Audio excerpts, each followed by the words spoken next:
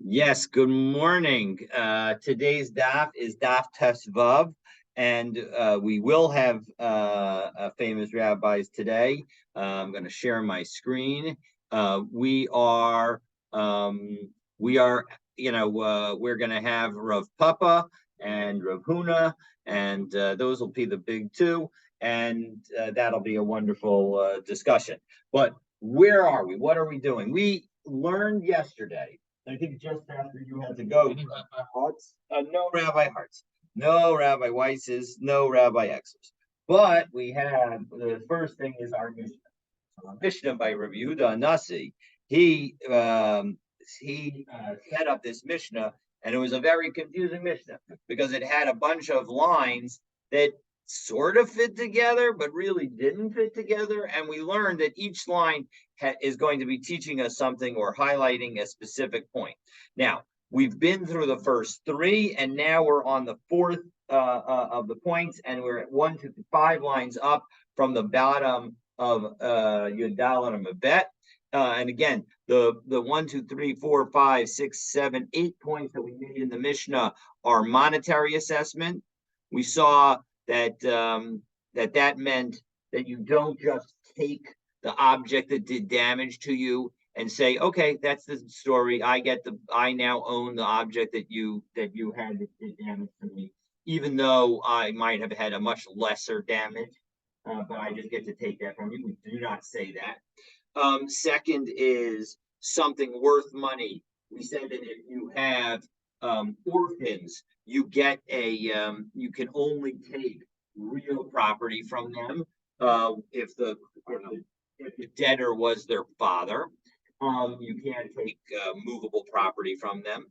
And before a court told us that actually some of the rules that we're going to be talking about relate to fines, and fines require a court of experts with yichus. Not with yichus, but with smicha, excuse me. And so those were the first three, and now we're on the basis of the testimony of witnesses. That's the fourth line. So let's take a look. Al pi edim. So we said that you got to be on the basis of witnesses. So what does that come to exclude? Prat lemod v'knas v'achar kach bo edim. This comes to exclude the following situation. If you are charged with something, so let's say, for example, you stole something. If you end up being caught, you will have to pay back double.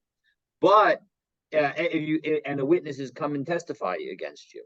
But if you admit it, then you don't have to pay back the double. That's a way that we encourage people to admit when they made a mistake. Well, not only is that so, the point is that that the fact that in order for you to have an obligation for a fine, the witnesses have to come. If you can get to court before the witnesses come, then you're going to be okay. You won't have to pay the fine. So, please, if you could adjust your microphone, or you move yourself, you're moving in and out, and we're losing the sound. Oh, I'm just turning to the people that are here, but I will try and face the screen more frequently. But thank you for letting me know. So in the case of a person who, in a case where one admits and only then the witnesses come, shehu patur, that person is going to be exempt. All right. So that makes sense according to the opinion that agrees with it. Meaning that if you in fact say that if the witnesses come only after you've admitted you're exempt, that works. But there's another opinion that says it doesn't make a difference whether as long as witnesses come, you will be liable. That the only thing that you're not liable for if you admit is as long as witnesses haven't come. But if witnesses come, then you will be liable. So ma'ikal and so according to that view, what can you say? So seifa itzrichle. So the next piece of our Mishnah would be necessary. So although it doesn't need to tell us this, it's just telling us that that you know that edim are a necessary element of a knas, of a penalty. It doesn't actually tell us anything new, even though that's going to be the way that we're going to understand that. It's connecting to the next item, because the next item says b'nei chorin uvnei brit. Those are the next two items. They have to be free and they have to be Jewish. So b'nei chorin l'ma'ute avadim, that comes to exclude that the witnesses are not able to be slaves. B'nei brit l'ma'ute ovdei kochavim, and to say that they are have to be Jewish, that's to tell us that they can't not be Jewish. Utsricha, and we need to teach both concepts, both the concept of the fact that slaves are excluded from testimony and the concept of non-Jews being excluded from testimony. Because if I only taught about a slave, so that that slave has no lineage, meaning they don't have a choice as to who they get married to, etc. That slave doesn't have a valid lineage, but just trying to think, ancestry that he can necessarily prove. So aval nachri now when it comes to, however, somebody who's not Jewish, they have a better ability to show who their parents are and where they come from and what their ancestry is.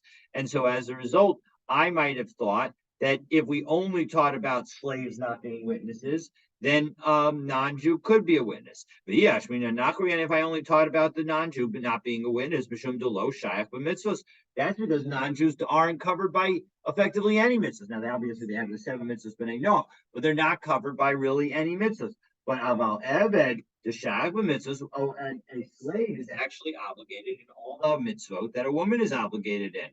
So, amalo, I might have said that a slave should not be excluded for that reason. So tzricha, so that's why, in fact, we need both. We need to tell both the fact that lineage is not. You need to have both lineage and you need to have mitzvot.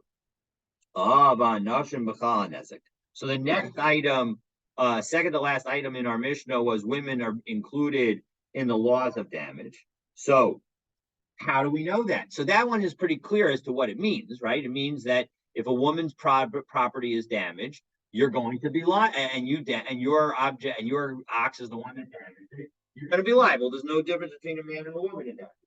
So how do we know this? And we're going to actually cite 3 different lessons in connection with this. So Rav Yehuda, Rav Yehuda said in the name of Rav, V'chein Tana debei Rav Yishmael, and it was taught in the yeshiva of Rav Yishmael. The Amar Kra, we have the pasuk number 1.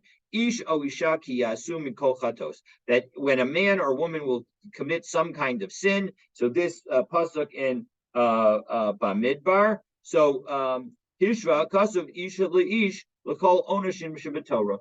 This pasuk connects men and women with respect to all of the sins, all the punishments in the Torah. So that's number 1. Then number 2. Debate Rabbi Elazar Tana, the Academy of Rabbi Yeshiva Rabbi Elazar taught, Hamishpatim Asher Tasim Lifnehem. These are the laws that you're going to put before the Jewish people. That included men and women. So Hishva Kasav Isha Leish Lekol Dinin Shabbatorah. So we see that men and women are equated for everything in the Torah. So when it comes to monetary laws, because the context here is the 21st parak of Shmot, which starts dealing with the laws of Mishpatim, of Parshas Mishpatim. So that's going to be that. The Debei Chizkiya of Rabbi Yossi Aglili Tana, and then the last is the yeshivas of Rabbi Chizkiya and Rabbi Yossi Aglili. They taught Amar Kra Behemis Ish Oisha. Later on in that same parak Kaf Aleph in Shmos, it says that if a man or a woman is killed by an ox, well, that shows Hishva Kasav Isha Leish L'chol Misa Shabbatorah, that when it comes to death, I can't help but think of the line about when death is on the line. But in any event, when death is relevant, so then both men and women are subject to the same laws. Utsrichi, and you know what? We need all 3 concepts. We need to tell us that it applies to punishment. We need to tell us it applies to monetary laws, we need to tell us that it applies to when death is on the line. Because the Ashmin and Kamaisa, because if I only told you about the fact that it would be that men and women are treated equally with respect to punishment and thereby redemption, Hasam hu dechas Rahman Allah. That it's only there that the Torah is going to take mercy on women. Because the punishment results in atonement. Aval dinin. But when it comes to monetary laws, I might have thought that when it comes to men who usually are in the ones doing business, maybe that's the only situation where the laws would apply, ishalo, but not with respect to women. So therefore, I need to teach also the fact that the laws apply to the laws of commerce apply to women. The Yashmin and Dinan, and if I had only taught the monetary laws, the law number 2, I wouldn't have realized that law number 1 would be relevant because law number 2 is necessary because that's how she's making a living. Aval kapara, but when it comes to atonement, ishta bar mitzvah in, isha delav bat mitzvah lo. Men have more obligations than women, and so as a result, maybe that's why they need to have the ability to do some to have some kind of atonement. But women who do not, maybe they don't. So okay, so as a result, that's why we need to teach both the first and the second law.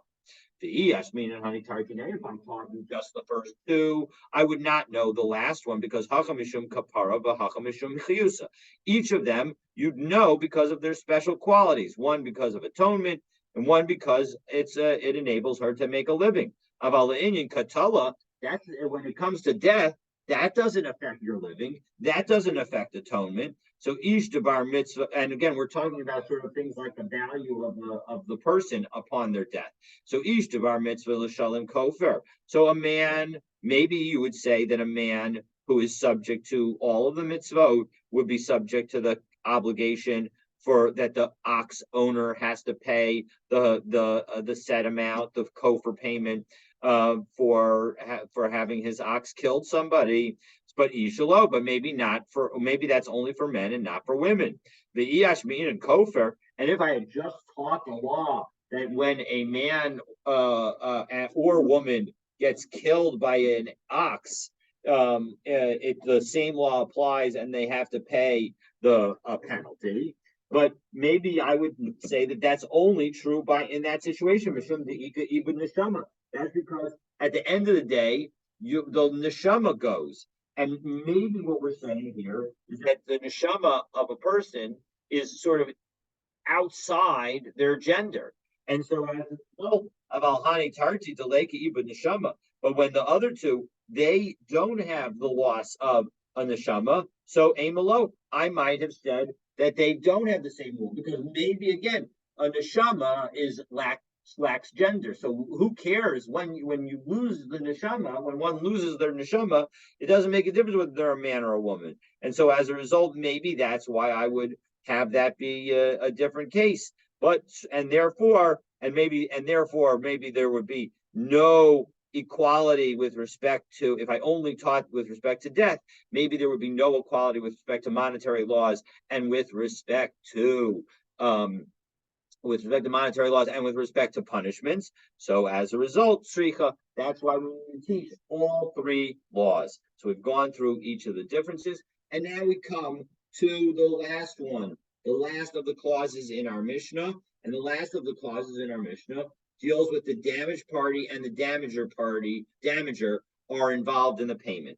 Now, we're going to basically understand this on its face, and in fact, this is the way it's going to be. We're going to understand this as saying effectively that there's some situation where the damaged party, even though they're the one who was damaged, effectively has to contribute a piece of the liability. So even though, meaning that they're not going to get paid in full. That's what we're going to say. All right, so get more. So Palga Nizka Rav Papa Amar Mamona. So the fact that we have this half damages. This is I think you asked this question. Where do we get this? Have we learned this? Now's the time. Now's the time that we're going to learn it.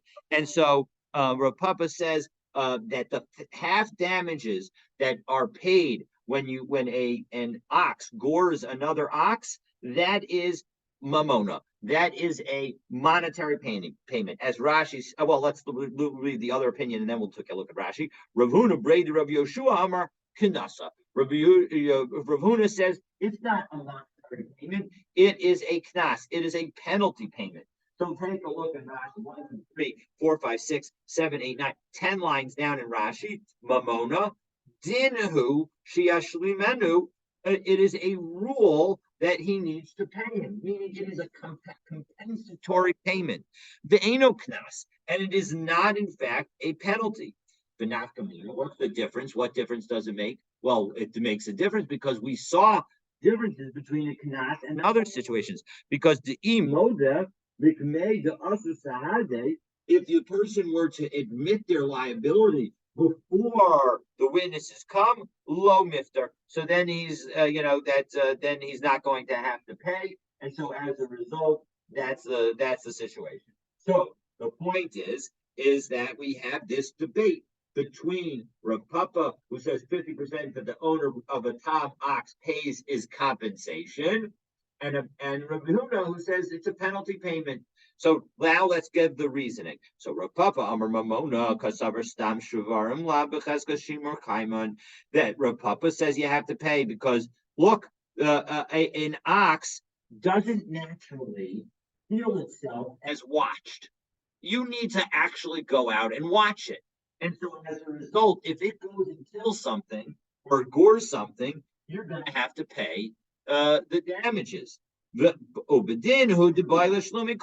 And really, you probably should pay the whole damage of Rachmanahu de Chasalite. But the Torah took mercy on you. Hashem took mercy on you.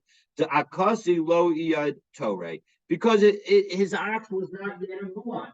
And so as a result, we're not going to say, because it didn't have a history of doing damage, we're going to say, okay, we're going to give you a half off the price, essentially. Una Brei de Rabbi Yoshua Amar Kanasa. And Rabbi Yehuna says, no, it's not the compensation that gets reduced of 100% that gets reduced. There's zero compensation. But we're going to penalize you. So Kasavar Stam Shvarim B'Chezkas Shimur Kaimi.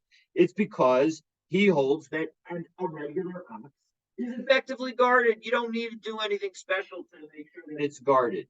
Uvedinu delo l'shalom klal, and really you shouldn't have to pay anything. But we wanted to make sure that you're watching your hands. And so as a result, we're penalizing you so that you should be more careful the next time. So those two rules. So we're now going to try 4 efforts to actually prove that Rav Papa is correct and that it's compensation. But we're not going to, well, the 4th of the times we're going to actually be successful, and then we're going to have a surprise. So stay tuned. So not. So error number 1 is from our own Mishnah. Doesn't our Mishnah suggest Hanizak Ba'amazik B'Tashlumin? Both parties end up contributing to the damage. So Bishlam Lamanda Amar Palgam Nizka Mamona. If you tell me that it's compensation, it all makes sense. Hainu Deshayach Nizak B'Tashlumin. That in fact the damaged party is connected to the payment because they are getting paid less than they were supposed to. Elamanda Amar Palgam Nizka Kanasa. But if you tell me that actually the person isn't supposed to get anything, but rather isn't supposed to get anything, and so as a result, that's what's going on. Well, then in that situation, if they're not supposed to get anything, so how are they contributing? Hashtag delabdi day shakel b'tashlumin, he says. Now that he isn't entitled to anything, how is he in any way involved in the payment? So we're not going to say that it's related to the 50% payment. It's about something else that we haven't yet disclosed. So lo nitzracha elo lifchat nevela. The point is that the value of the deceased animal drops in value, as you would imagine, over time, drops in value between when the animal dies and when you actually get to court. This highlights the general principle that justice delayed is justice denied. That the point is that we need to recognize that there's going to be a loss there. And you know who suffers that loss? The damaged party. The victim suffers the loss. So you might have thought, I would not have necessarily thought that. I would have thought that when I get to court, that's when I measure the damages. But no, the amount of damage that somebody did is based on the amount of damage at the time they did damage. And the fact that I have some depreciation between that moment and now, and even though maybe that depreciation is only subject to the fact that the animal was killed in the first place, it's tough luck on me. So I have to. So we're going to see. We're gonna see. Let's take a look. So Chas Nevela, we already learned this law about the depreciation of the carcass because that had a brisa that we had above. Tashluming nezik malamin habalim mitaplin b'nevela.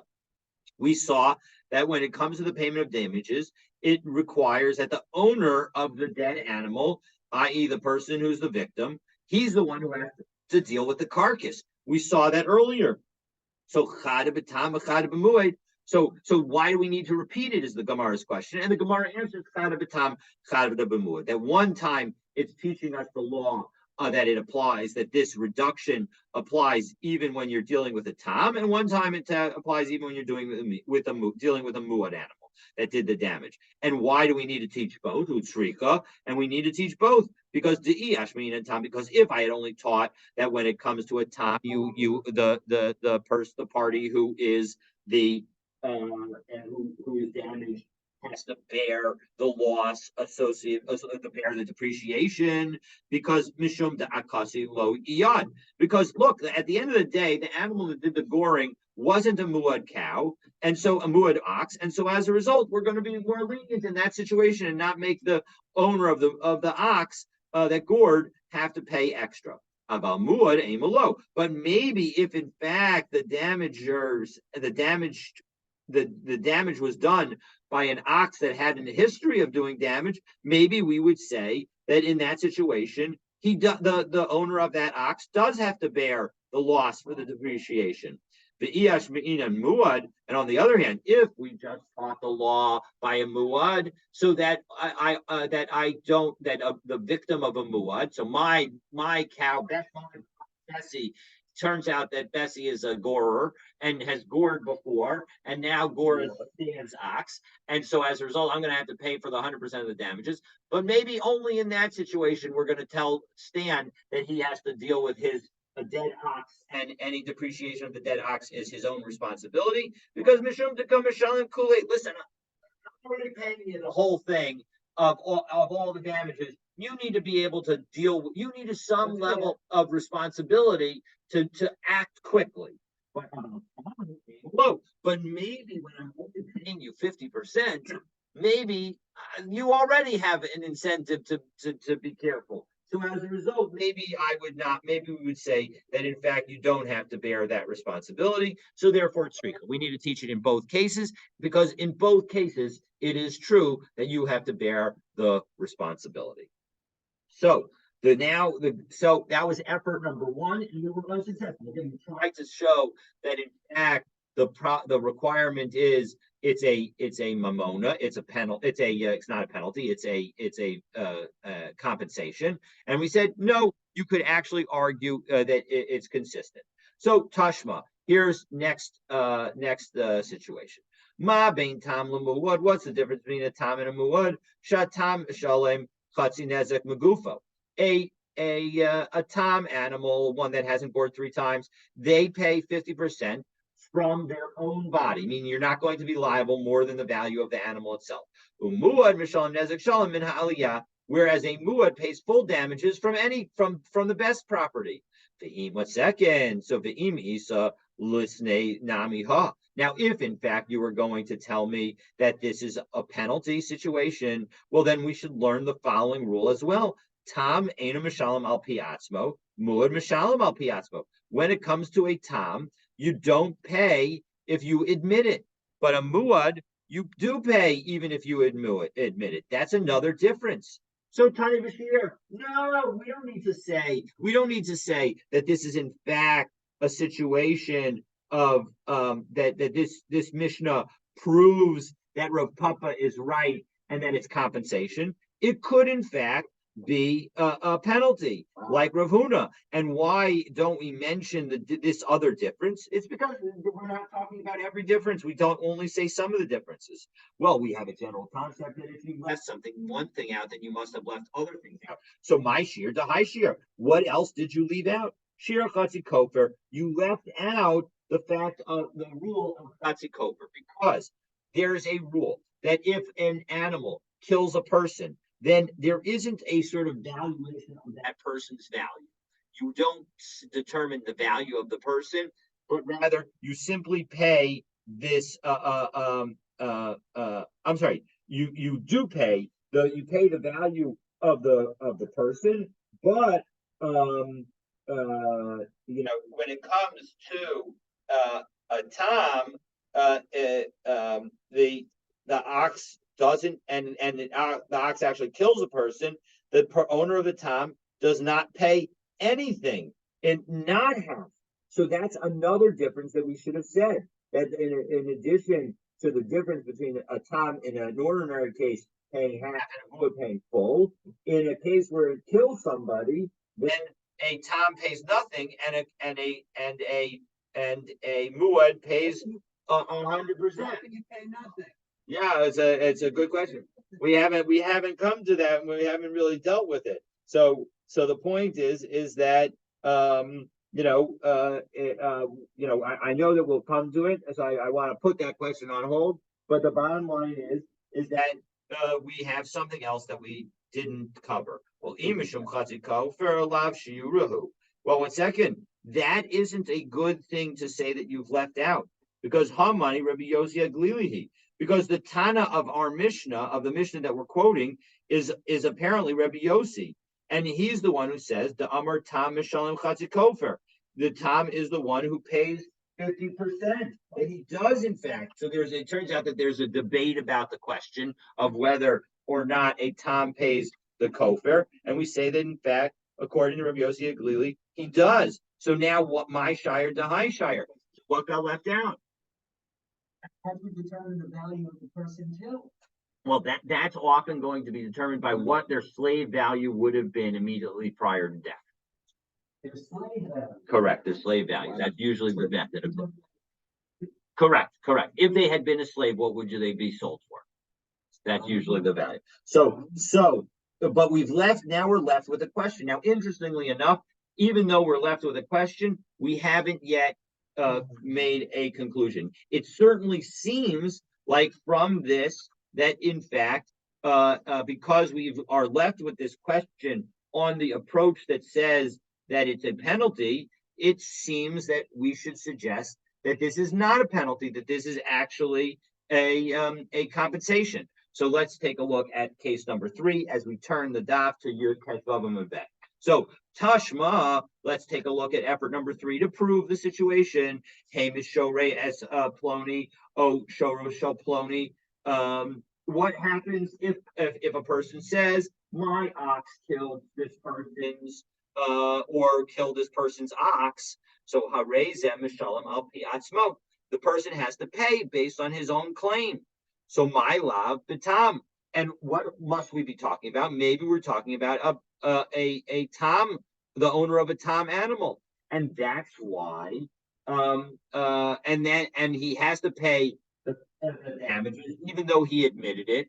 That tells us it's not a penalty, right? Because remember, penalty doesn't have damages payments. So a penalty doesn't have an obligation to pay if you admit it. And here we're dealing with a situation where a person admitted it and they're being told that they do have to pay. So the obvious answer is the answer that the Gemara gives. Lo b'muad. The situation is the following. It is not a we're not dealing with a tom animal. We're dealing with a muad animal, and that's why there's full compensation and payment, because everybody agrees that when it comes to a muad animal, we're talking about compensation and not a penalty. So about tamai.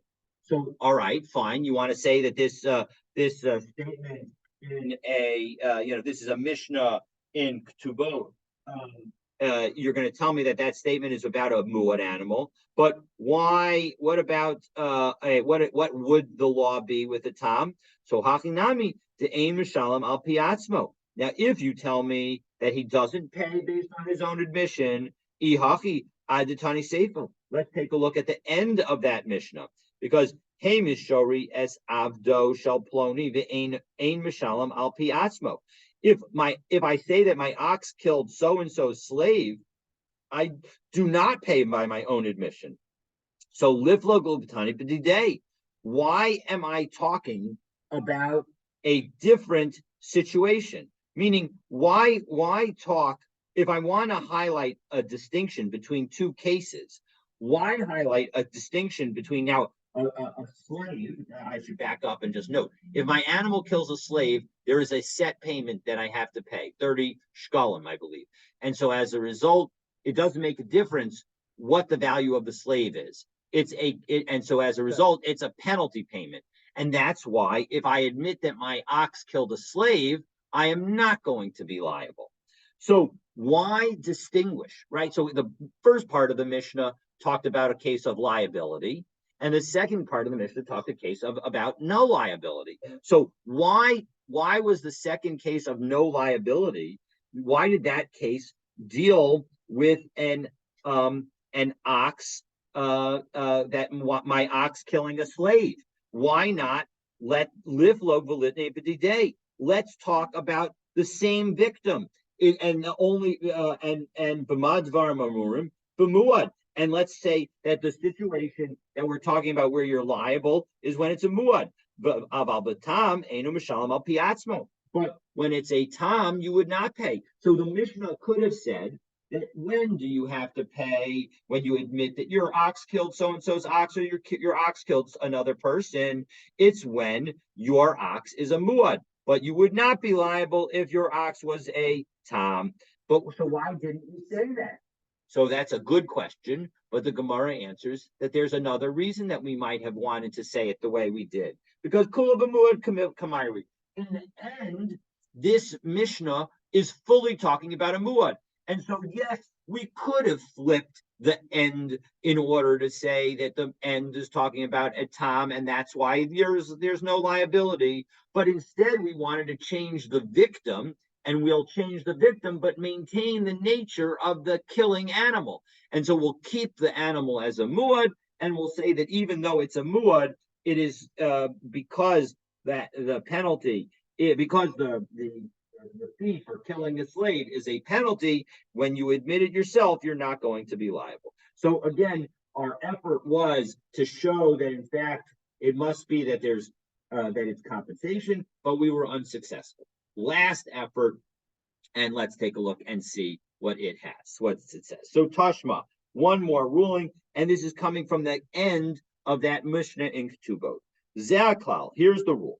Kol hamishalim yoter al masha hizik. If you are going to end up paying more than what you did damage, einu mishalim al piatzmo. Then you're not going to pay based on your own admission, because that's the sort of like a definition of a penalty. If you have to pay more than what you owe, that's a penalty. So my love ha palos mimasha hizik mishalim. Well, in that situation, what's the implication? If I end up paying less, then that suggests that less compensation is not a penalty. So as a result, hack damages would not be a penalty, it would be compensation. So low, no, you don't have to necessarily take that presumption, because ha kamasha hizik mishalim. The point is that it's not saying more and not less, it's saying more and not the same amount. And so if it's the same amount, well, then it would be considered compensatory, and then it would not be a penalty. So in second, but about pachos mai, at the end of the day, the liability for less, you still need to explain it. What would the story be with a situation where if the amount that is paid is less? Hachinami delo mishalim. Are you going to tell me that if you admit it, you don't pay? Because ihachi aditani zeh klal. When we learn this rule, right, according to Rav Huna, who says that we're talking about a penalty, well, then and a penalty, who says that Tom is the 50% payment of a Tom is a penalty. So as a result, even in a situation when you're below the amount that is the value of the damage, you can have a penalty. So then why did our Mishnah use the rule of kol mishalim yoter al masha hizik eno mishalim al pi atzmo? Why does it focus on whoever pays more is paying a penalty? We should just say that anybody who doesn't pay exactly what the damage was, because that would imply more or less would be a penalty. And so that would be more consistent with Rav Huna. And Tiyuvta, you know what? You're right. That statement would be more consistent with Rav Huna. And yet, here's the surprise. I know you've been waiting for it. The Hilchasa, the halacha is palganizka kanasa. That in fact, the partial payment of a tom animal owner for the damage that the tom animal does is in fact a penalty. It is not compensation, and we're giving you a discount. It's a penalty. So 1 second. Tiyuvta the Hilchasa. You told me it was a tiyuvta, and then you say it's the halachas that way? That makes no sense. No, it does make sense, and I'll explain it to you. So, taima might have you tiyuvta. Why is it a tiyuvta mishum delo katani kamosha hizik? Because you didn't say that it's the exact amount, the lo psika lay, and you couldn't, and Tana didn't word the rule this way because he couldn't make an absolute rule. So there's actually a reason, meaning, although we called it a tiyuvta, we're now going to provide an explanation for why it's not really a tiyuvta. So because kaven de iki chatzi nesek troros, we have another situation where you pay less than full damages, and yet we are going to tell you that in that situation, that payment of half damage is actually compensatory and not a penalty. And that is the law of Troros. So what is the law of Troros? The law of Troros is that, this is sort of what I view as the trash truck driving on the highway kind of issue, or frankly, almost any kind of truck. What happens? The truck runs over a pebble, picks up the pebble, hits your windshield, and breaks your windshield. So that I don't know whether the halacha would be the same for that situation as for a shore that does it. But the point is that that's considered part of regel. And so if you're in the field of the damaged party, so then that would be a situation where you would be potentially liable. And so the point is that, but we say that liability is only 50%. We're not going to make you fully liable in that situation. And even though it's half liable, even though it's 50%, it's all compensation. So mishum haki lo katani. And so that's why we couldn't say that any situation where it isn't exactly the amount of compensation, that's where it's a penalty. Because there are this situation where you pay 50% and it's not a penalty. 50% is not a penalty when we're dealing with Troros, when you're dealing with the pebbles that get kicked up and go and fly and do damage. So Vahasha the Amra Palga Nizka Kanasa. All right, so now that you told me that 50%, that in a Karen situation, when you have goring, is a penalty payment, Hai Kalba de Achal Imri.